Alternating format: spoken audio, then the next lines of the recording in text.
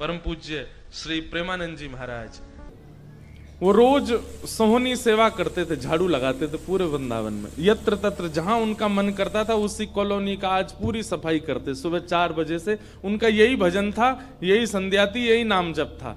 सोहनी लेते और लेकर के बुहारते पूरे मार्ग को। और हमारी आपकी तरह नहीं जोर जोर से, नहीं, धीमे धीमे। उनके मन में यह भाव था कि वृंदावन श्री प्रिया प्रियतम का ही स्वरूप है, इनके प्रति मैं रोष नहीं करूंगा, धीमे धीमे।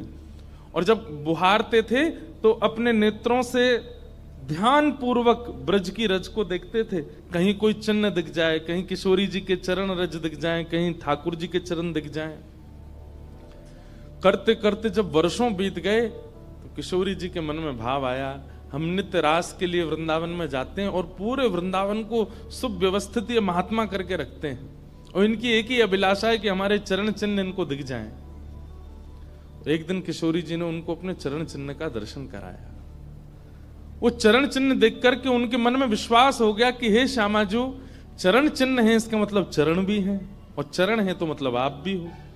जब चरण चिन्ह तक ले ही आई हो तो आप अपने दर्शन भी करा दो। अब अगली उनकी स्थिति हो गई कि अब चरण चिन्ह नहीं, अब तो प्रत्यक्ष किशोरी जी को देखना है। लेकिन हमारे ब्रज की एक परंपरा है कि जब तक किशोरी जी की सखियां अनुमति नहीं देंगी ना, तब तक किशोरी जी के दर्शन नहीं हो सकते। इसलिए ललिता जी को मनाओ, विशाखा जी को मनाओ, यमुना जी को मनाओ, गोपेश्वर महादेव को मनाओ। सखियां जब रीझ जाएंगी तब किशोरी जी से मिलना होगा। वृंदावन रस अलग है। अभी हम 15 तारीख से जो कथा करने वाले हैं वो वृंदावन रस के ही ऊपर है। 15 से लेकर के 18 अप्रैल तक गांधी धाम कच्छ गुजरात में, जहां पर वृंदावन रसामृत पद लिखा गया, वहां उस कथा को आप लाइव सुनना। उसमें वृंदावन रस की ज्यादा चर्चा करेंगे। तो जब तक ललिता विशाखा आदि सखियां अनुमति नहीं देती तब तक किशोरी जी के दर्शन नहीं होते।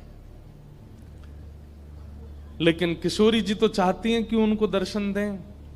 तो एक दिन किशोरी जी ने रास करते करते अपना नूपुर वहीं छोड़ दिया, और नूपुर छोड़ करके किशोरी जी निकुंज में चली गई। आप सुबह सुबह जब सोहनी करने आए तो आपको वो नूपुर मिला, और नूपुर देख करके वो आनंदित हो गए। इतना सुंदर नूपुर, ऐसी सुंदर उसकी कलाकृति, इतना हल्का उसका वजन, इतना सुंदर उसका स्वरूप।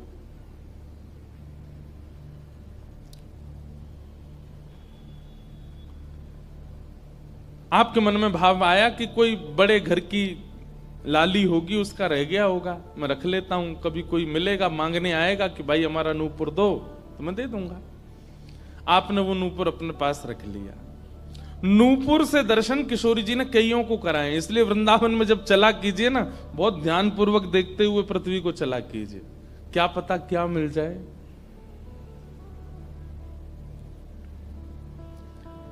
सूरदास जी को भी नूपुर से ही दर्शन हुए किशोरी जी के, और आज इन महापुरुष को भी हो रहे हैं। मुझे नाम स्मृति में नहीं आ रहा है, शायद संभवतः श्याम चरण दास जी नाम था। तो नूपुर को अपने पास रख लिया। किशोरी जी का नियम है कि जब रास में जाती हैं तो सब सखियां उनका श्रृंगार करती हैं, और एक एक श्रृंगार जो उन्होंने धारण किया है वो लिख लेती हैं। कानन में कुंडल पहने हैं, गले में ये हार पहना है, उसके ऊपर मोतिन की माला पहनी है, फिर गुंजा माला पहनी है, फिर नवलखा के हार पहने, हाथन में इतने कड़ूला पहने हैं, पैरन में पाजे। क्यों? बोले रास में श्याम सुंदर आते हैं, पता ना काचोरी करके भाग जाएं। अगर एक कम रह जाए तो फिर ठाकुर जी की शामत कहाँ है, हमारी श्री जी का श्रृंगार बताओ। इसलिए सब सखियां जो हैं किशोरी जी के सिर से लेकर नख तक एक एक श्रृंगार को लिख लेती हैं पहले, रास में भेजने से पहले। और फिर रास में आने के बाद, रास से आने के बाद फिर सब सखियां एक एक श्रृंगार, एक बोलेगी हाँ भाई कानन में ये कुंडल हैं, सिर पर ऐसा सुंदर वो है, गले में ऐसी माला है, हाथन में कड़ूला, पामन में ये 2 पाजेब हैं, सब गिनती करो। और एक एक करके उतारती जाती सखियां। आज किशोरी जी के चरणों का एक नूपुर नहीं है। शाखा आदि बोली हे श्यामाजू आपका एक नूपुर कहां गया? बोले अरे मो तो पतो ना है, सके नृत्य करते करते रह गए हो वृंदावन में। ललिता विशाखा बोली स्वर्ग के इंद्र के हाथी के दांतों से बना हुआ नूपुर है वो, सामान्य नूपुर नहीं है। आपके ऊपर तो कोटि कोटि ब्रह्मांड वारी वारी जाते हैं किशोरी जी, पर वो नूपुर ठाकुर जी ने आपको भेंट किए हैं, बड़े बहुमूल्य नूपुर हैं। अब किशोरी जी बोली मोए ना पता कहाँ रह गए हो कहीं पे। किशोरी जी तो मन बना चुकी है ना, दर्शन देना है उनको। तो ललिता विशाखा ने विचार किया कि हम ही जाती हैं, ढूंढ के आती हैं निकुंज में, कहाँ है वृंदावन में। बोले अपने रूप में तो नहीं जाएंगी, तो एक वृद्धा का रूप धारण किया, एक वृद्ध मैया का रूप धारण करके ललिता विशाखा गई और वृंदावन में ढूंढने लगी नूपुर कहाँ है। तभी ढूंढते ढूंढते वो महाराज जी सोहनी कर रहे थे, उनके सामने पहुंची। अरे बाबा हमारी लाली आई सवेरे सवेरे यहाँ पे, और बाके पाम को एक नूपुर रह गयो, तेने देखो। बाबा बोले तुम कौन हो रही? बोले हम पास के गांव की रहवारी, हमारी बहू है वो, और या की लाली है वो, जाको नूपुर रह गयो है।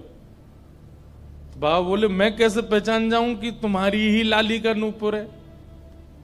भाई मनचले लोग हैं, बहुमूल्य वस्तु किसी पे देखते हैं तो सब अपना अपना बताते हैं। रोड में अगर 100 रुपया गिर जाए और 50 लोग वहां से निकल रहे हों, कि कोई पूछे भैया 100 रुपया किसका, सब अपनी जेब चेक करते, भले ही कुछ लेके नहीं थे, भले ही जेब में कुछ नहीं था, फिर भी देखते हैं लग तो मेरा ही रहा थे, मेरे जेब में 100 रुपए तो थे। सब अपना बताते हैं बहुमूल्य वस्तु को। तो मैं कैसे मानूं कि तुम्हारा नूपुर है? अरे बाबा हम कह रहे हैं तुम थे। बोले कहवे को अभी मैंने तो नूपुर, मैं तो असमंजस में पड़ जाऊंगा कि मैंने गलत आदमी दे दियो। बाबा फिर कैसे मानेगो? बोले एक नूपुर मेरे पास है, एक नूपुर तुम्हारी बहू ने ही पहन रखो होगो, वाकू ले आओ और यहां लाकर के मुझे पहले नूपुर की पहचान करा तो मैं दूसरा दे दूंगा। ललिता विशाखा बोली बड़ो चतुर बाबा है, श्री जी को बुला रहा है। अरे बाबा तो शर्म ना आवे, ऐसी घर की बहू बेटी ने हम तेरे पास लेके आवेंगे? बाबा बोले तो फिर चले जाओ, तुम पे भैया खूब धन धान्य, दूसरों नूपुर बनवा लियो, जे मुंह पे ही रहने दो। ललिता विशाखा बड़ी चिंता में लौट करके आई तो किशोरी जी बोली क्या बात है, आप इतनी चिंतित क्यों? बोले एक बाबा है, बाने आपको नूपुर धल लियो, यूं कह रहा है कि पहले जिनके पास एक नूपुर है उनको लेके आओ तब दूसरा दूंगो। तो श्री जी बोली इसमें क्या देर है, फिर ले चलो, चलते हैं ना। विशाखा जी समझ गई, बोले हे ललिता जी ये सब लीला किशोरी जी कर रही हैं, इनको दर्शन देना है उनको, और हमसे और आपसे स्पष्ट कह नहीं सकती, क्योंकि हम तो फिर सबको परखने लगती है ना कि इसमें कोई दोष तो नहीं, इसमें क्या गुण है। इसलिए किशोरी जी सीधे हमसे नहीं बोल करके और ये लीला कर रही हैं, इनको ले चलो। और किशोरी जी आई वृंदावन और महात्मा बैठे सोहनी कर रहे थे, और सामने से जैसे ही किशोरी जी को आते हुए देखा, बाबा ले हमारी बहू आ गई, अब नूपुर दे दे, देख या को नूपुर भी वैसा ही है। बाबा बोले मेरी आंख की कमजोर है ने, दूर से दिखना रही, पास लाके हाथ से स्पर्श कराओ। ललिता विशाखा बोली बाबा तो शर्म ना आ रही अपनी बहू को स्पर्श करा में? तो बोले चरण स्पर्श करावे में कहा देर, ले आओ। किशोरी जी समीप गई, जैसी चरण स्पर्श किए अपने हाथों से नूपुर पहना करके लिपट गए चरणों से। हे किशोरी जी, हे श्यामाजू, अब कृपा करो, मैं जानू ना तो ये दोनों कोई बूढ़ी मैया हैं और ना आप इनकी बहू, आप साक्षात किशोरी और ये ललिता विशाखा है, अब मुंह पे कृपा करो। तो किशोरी जी ने उसी नूपुर से उन महात्मा के सिर पर एक चिन्ह बना दिया, अपने नूपुर का ही चिन्ह बना दिया, और कहा बाबा अब जीवन भर ये छाप आपके मस्तक पर ही रहेगी, मेरे नूपुर की छाप। उन महात्मा के मस्तिष्क पर जैसे हमारे तिलक दिखता है, ऐसे प्रत्यक्ष नूपुर की छाप प्रत्यक्ष सबको दिखने लगी। अब ये तो थी उनके ऊपर कृपा, लेकिन इससे क्या हुआ कि वे महात्मा लौट करके जब अपने आश्रम आए तो उनके गुरुजी ने जब उनके माथे पर देखा तो वो बोले ए तुमने अपने गुरु के द्वारा दिया हुआ चिन्ह बदल दिया? हमने जो तुमको तिलक दिया तुम वो क्यों नहीं लगाते, ये क्या लगाए घूम रहे हो। तो हाथ जोड़ के निवेदन किया, गुरुजी ये कोई तिलक नहीं है, ये कोई चिन्ह नहीं है, ये तो मेरी किशोरी जी ने कृपा करके अपने नूपुर का चिन्ह मुझे दे दिया है। तो गुरुदेव बोले, हाँ तू बहुत बड़ा भक्त है ना, किशोरी जी आकर के तुझको चिन्ह देंगी। कोई माने नहीं, सब बोले जाओ इसको मिटा के आओ, और जो मैंने तुमको चिन्ह दिया है वो लगाओ। अब पहले तो उनके हाथ कांपे कि मैं इसको कैसे मिटाऊं, लेकिन गुरु आज्ञा से ऊपर कोई नहीं। देखो ये गुरु निष्ठा होती है। किशोरी जी ने भले ही चिन्ह दिया, लेकिन गुरु आज्ञा है तो ठीक है। गए यमुना जल से, सुबह से शाम हो गई मिटाते मिटाते, लेकिन वो चिन्ह मिटा नहीं उनसे। शाम को लौट करके आश्रम आए तो गुरुजी बोले, मैंने तुझे सुबह टोका था ना ये चिन्ह मिटा के आ, और तू अभी भी नहीं मिटा रहा। बोले गुरुजी मैंने प्रयास तो बहुत कर लिया लेकिन ये मिट नहीं रहा है। तब भी उनके गुरुजी माने नहीं। अब तो महाराज ये होने लगा कि गुरुजी को इतना क्रोध आ गया कि ये इतना हट कर रहा है कि हमारे द्वारा दिया गया तिलक चिन्ह उसको अस्वीकार करके और ये मनमुखा चिन्ह लगाए घूम रहा है माथे पर। गुरुजी ने सब अपने परिकर के लोगों को बैठा करके पंचायत करी आश्रम में। बोले इसको निकालो, जब हम में श्रद्धा नहीं, हमारे स्वरूप में श्रद्धा नहीं, हमारे तिलक में श्रद्धा नहीं, तो क्यों रहता है यहाँ पे। वो रोते रोते बोले गुरुजी मैं सत्य बोल रहा हूं, ये किशोरी जी ने चिन्ह दिया है और मैं खूब प्रयास कर रहा हूं। नहीं तो आप प्रयास कर लीजिए, ये मिट नहीं रहा है। अच्छा अब हमसे चाहता है कि हम तेरे माथे को छू करके मिटाएं, नहीं माने।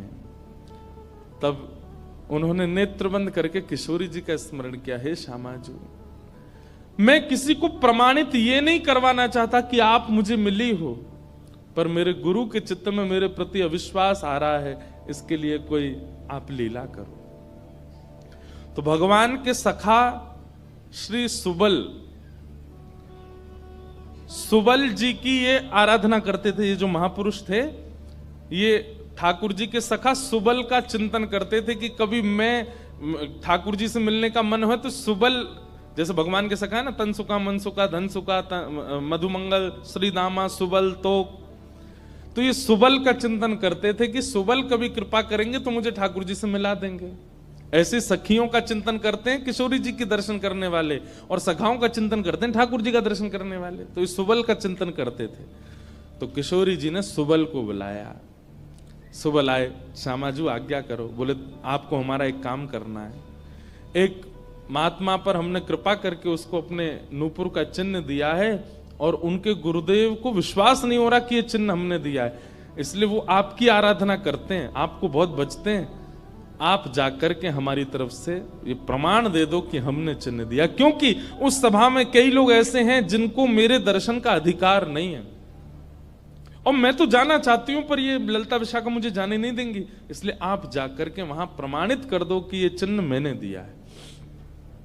तब भगवान के सखा सुबल साक्षात उस आश्रम में प्रकट हो गए और प्रकट होकर के जैसे देखा दिव्य देह, दिव्य तनु, दिव्य तेज निकल रहा है, सबने प्रणाम किया। बोले कि ये आपका परिचय। बोले मैं भगवान का सखा सुबल हूं। देख करके सबने बोले आप कैसे आए। बोले हे गुरुदेव आप अपने शिष्य पर इतने रोष कर रहे हो, ये चिन्ह ये किशोरी जी ने ही इनके माथे पर पधराया है, आप इनके ऊपर नाराज मत हो। अब सुबल प्रमाणित करके चले गए। अब क्या हुआ, गुरु जी को आत्मग्लानि होने लगी। बोले मैं गुरु हूं और मेरे चेला को ठाकुर जी मिल गए, श्री जी मिल गई और मुझे विश्वास नहीं हुआ। तब गुरु जी ने अपने गुरुजनों को, अपने श्रेष्ठ जनों से जाकर के कहा कि मुझसे अपराध बना है। ठीक है, गुरु शिष्य के ऊपर क्रोध कर सकता है, उसका कोई दंड नहीं होता, पर किशोरी जी के द्वारा कृपा की गई, मैंने उस पर प्रश्न चिन्ह उठा दिया, इसका तो मुझे दंड मिलना चाहिए। तब सब रसिक जनों ने विचार किया, बोले इसका क्या दंड दें। तो बोले आप एक काम कीजिए कि दंडोत्सव कीजिए। दंडोत्सव। बोले दंडोत्सव में क्या करना है। बोले आज तक जितनी तुम्हारे पास जमा पूंजी है सब संतों की, भक्तों की सेवा में लगा करके और आनंद से सुंदर भंडारा करो, सुंदर नाम संकीर्तन करो, सुंदर अपने घर पर एक उत्सव रखो और उसमें जितने महापुरुष आए सबको दंडवत प्रणाम करते करते सबसे क्षमा मांगो और फिर जब सब तुम्हारा धन संपत्ति अब तक जितनी कमाई वो सब संतों की सेवा में लग जाए, फिर उन संतों से कृपा प्रसादी मांगो कि आप सब मुझे क्षमा कर दो। इस प्रकार से दंडोत्सव करो। तो जिन्होंने ये भाव कहा है उनको ये दंडोत्सव करना है। दंडोत्सव मतलब अब पूरे जीवन की जमा पूंजी तो खर्च नहीं कर पाओगे, पर हां पिछले 3-4 साल में जो जमा कर रखा है प्रयास करो उससे। पंढरपुर में वारी जाती हैं, हमें भैया बता रहे थे अपने जो जिनके साथ हम घूम रहे थे कल, कि यहाँ वारी जाती है, यहीं से जाती है श्री पंडरीनाथ भगवान की वारी में इतने सारे वैष्णव जाते हैं, उनकी सेवा में लगा दो। वृंदावन जाके कुछ लगाया, पंढरपुर में लगा दो, गोवर्धन में लगा दो, और सुंदर अपने घर पर एक ठाकुर जी का उत्सव करके किसी श्रेष्ठ को वृंदावन से बुला करके उनका सुंदर संकीर्तन करवाओ, कथा करवाओ, 2-3 दिन का ही कोई उत्सव रखो। इस प्रकार से अपनी वो जमा पूंजी संत वैष्णवों की सेवा में खर्च करके भंडारा करा के जितनों से मिलो सबसे क्षमा मांगो। वारी निकलती है आषाढ़ी एकादशी पर, इतने सारे वैष्णव जाते हैं पंढरपुर दर्शन करने, मार्ग पे खड़े होकर सबको शरबत पिलाओ और जो जो शरबत पिए उससे क्षमा मांगो, मुझे क्षमा कर दो, मुझसे अपराध बना है, मैंने कंठी पहनने के बाद भी मांस का सेवन किया, मैंने मद्य का सेवन किया, मैंने ऐसा किया, ये क्षमा मांगो। असंख्य भक्त एक साथ जब आपको क्षमा करेंगे तब आपका ये अपराध पूर्ण होगा। इसी को कहते हैं दंडोत्सव। तो फिर कथा पूरी करें। वो महाराज जी को सब लोगों ने कहा तुम दंडोत्सव करो, तो उन्होंने कहा ठीक है, मैं अगले 7 दिन के लिए दंडोत्सव करूंगा। ब्रज में जितने भी संत आवेंगे ब्रज की सीमा पर खड़े होकर के सबको माला पहना करके सबको सत्कार के साथ लाया जाए। आश्रम में उनकी रहने की सुंदर व्यवस्था, प्रसाद की व्यवस्था, और नाम संकीर्तन अखंड चले 24 घंटा 7 दिन तक, और खूब भंडारा चले, और जितने महापुरुष आए सबसे क्षमा मांगनी। तो जब ये दंडोत्सव का बात हुई तो गुरु जी ने दंडोत्सव लिया, और चेला बेचारे जिनको किशोरी जी ने चिन्ह दिया था वो मन में सोचने लगे ये क्या हो रहा है, मेरे कारण मेरे गुरुजी को दंडोत्सव करना पड़ रहा है। तो उन्होंने अपने गुरुदेव के सामने प्रणाम करते हुए अपनी झोली फैला के कहा गुरुजी मुझे एक भिक्षा दे दो। तो क्या चाहिए? बोले जो दंडोत्सव आप करना चाह रहे हैं वो मुझे करने दीजिए, आप विराजिए, आपकी जगह मैं करूंगा, मैं शिष्य हूं आपका। तो बोले नहीं नहीं, अपराध हमने किया तो तुम क्यों करोगे? बोले गुरुजी बस यही कृपा चाहिए। तब बड़े संतों ने मिलकर के सबने कहा कि भाई देखो शिष्य कर सकता है, अगर इनकी इच्छा है तो ये करने दो। तो फिर गुरुजी का दंडोत्सव उन्होंने ही किया जिनको चिन्ह किशोरी जी ने प्रदान किया था, दंडोत्सव मनाया। इस प्रकार भैया जिनसे ये अपराध बन जाता है ना, कभी कंठी माला पहनने के बाद अपराध बन जाता है, किसी वैष्णव के प्रति कुभाव बन जाता है, किसी तीर्थ में जाकर के कोई पाप बन जाता है, उनको ये सब दंडोत्सव करने चाहिए। अपनी कोई पैसा खर्च कराने के लिए नहीं कह रहे हम, लेकिन हाँ जितना हो सके वैष्णवों की सेवा करके, अब चाहे वो धन लगा के करनी पड़े, चाहे तन से करनी पड़े, चाहे मन से करनी पड़े।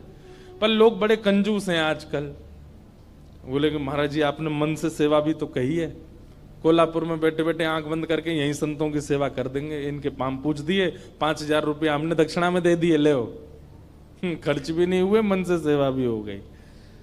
किसी का भाव है कि आप कहते हैं महाराज जी कि ठाकुर जी से कुछ मत मांगो, पर अगर ठाकुर जी से कुछ मांगना है तो ठाकुर जी को मांगो। ठाकुर जी अगर मिल गए तो फिर उसके बाद क्या? ये तो भाई जब मिल जाएंगे तब मैं पूछूंगा आपसे, उसके बाद क्या? सही बात तो ऐसी है कि ठाकुर जी मिल जाएंगे ना, ठाकुर जी सदा के लिए तो नहीं रहेंगे, थोड़ी देर दर्शन देके चले जाएंगे और फिर आपके चित्त में अखंड प्रेम प्रज्वलित करके जाएंगे।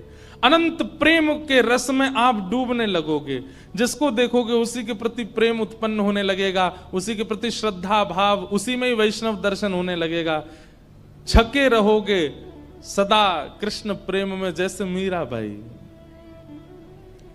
जिन भेषा मेरो सावरो रीझे, जिन भेषा मेरो सावरो रीझे, जिन भेषा मेरो गिरधर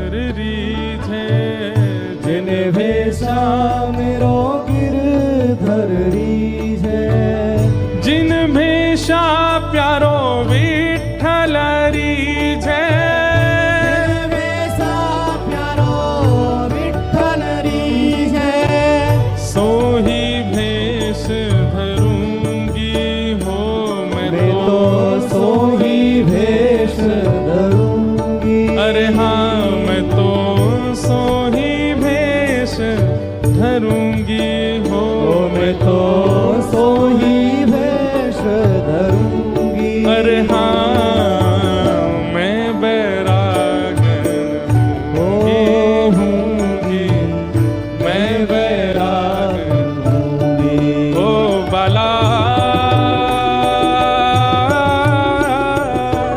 मैं बैरागन हूँगी, मैं बैरागन हूँगी, मैं बैरागन हूँगी। ओ प्राण हमारा वहाँ बसत है, प्राण हमारा वहाँ बसत है, प्राण हमारा वहाँ बसत है, प्राण हमारा वहाँ बसत है। ओ यहाँ तो खाली को, यहाँ तो खाली को, हाँ यहाँ तो खाली को, यहाँ तो खाली को। ओ मात पिता परिवार सोई है, मात पिता परिवार सोई है, मात पिता परिवार सोई है, मात पिता परिवार सोई है। ओ कहिए तिनका तो भला कहिए तिनका तो, हाँ भला कहिए तिनका तो, भला कहिए तिनका तो। अरे हाँ मैं बैरागन हूँगी, मैं बैरागन हूँगी, मैं बैरागन हूँगी, मैं बैरागन भाव भाव से ओ बाला,